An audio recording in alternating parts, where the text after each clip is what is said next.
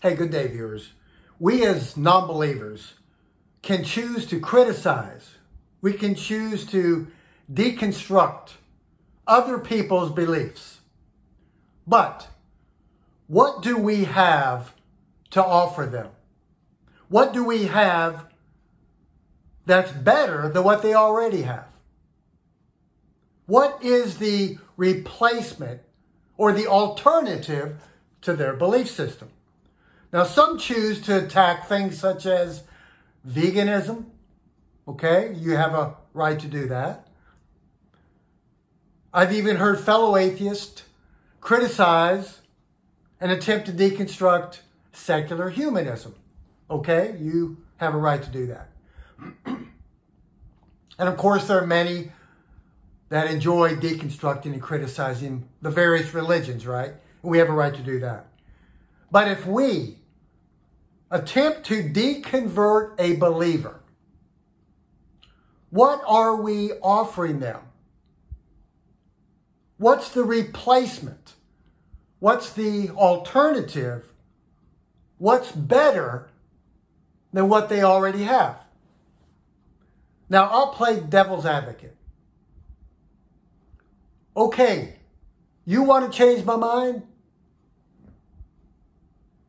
You want to critique my belief system, okay. But what do you have to offer me that's better than what I have over here? Over here I have community. Over here I have like-minded individuals. Well, I have shared values. When I'm sick, they call me. When I'm depressed, they visit me. When I'm lonely, they visit me as well. We meet together every week in a large building to hear inspirational talks, to encourage us to be good, to be more ethical and moral. We find meaning in this belief system. We find a lot that serves to meet human nature. You want me to give all this up for what? How about this one? Okay, Mr. Atheist.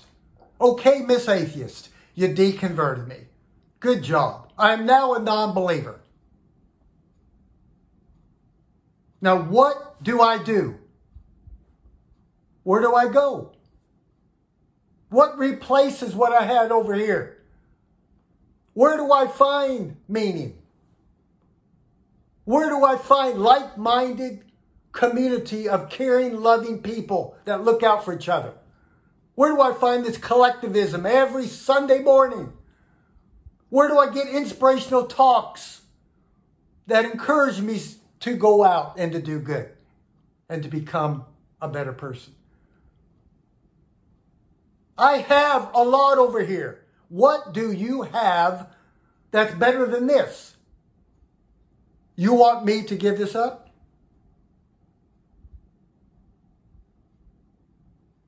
Mr. Atheist, Miss Atheist, good job, you deconverted me. What do I do? Well, we could say, come on, pull yourself up by your bootstraps. You're now a non-believer. You're a free thinker. Think for yourself. Bye. Of course, we don't want to do that.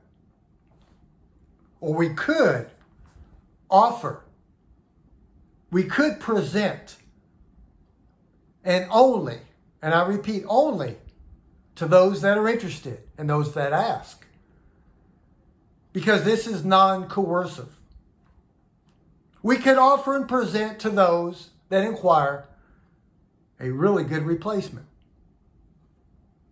It's a positive, an inspiring, a hopeful, human-centered replacement. And this human-centered replacement is nothing new. It's not new. It's been around long before the writing of the Bible and this Jesus narrative, long before the writing of the Quran and the other religions. It's already been in us as human beings, as social animals. And I call this replacement, this alternative, secular humanism. It is not perfect, but it's more advanced and it's just better.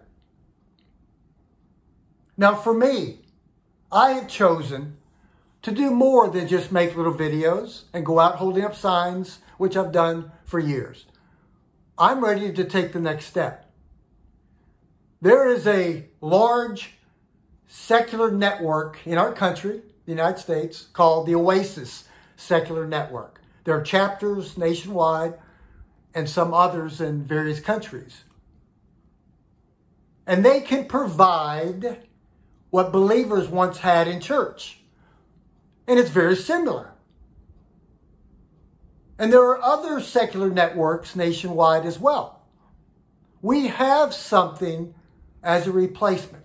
And yes, I will attempt, and that's of course contingent upon COVID-19, I and we and others that are helping me to launch and to start a greater Austin Oasis secular humanist community here in the Austin metro area, in the northern part, up in the Round Rock area. Folks, we have something. You can continue, if you like, to criticize and deconstruct, but my recommendation would be, let's have something to replace their belief system with. And we do have something really good. So thank you so much for watching. And remember, my friends, to let the light and the compassion of secular humanism shine. Have a wonderful day.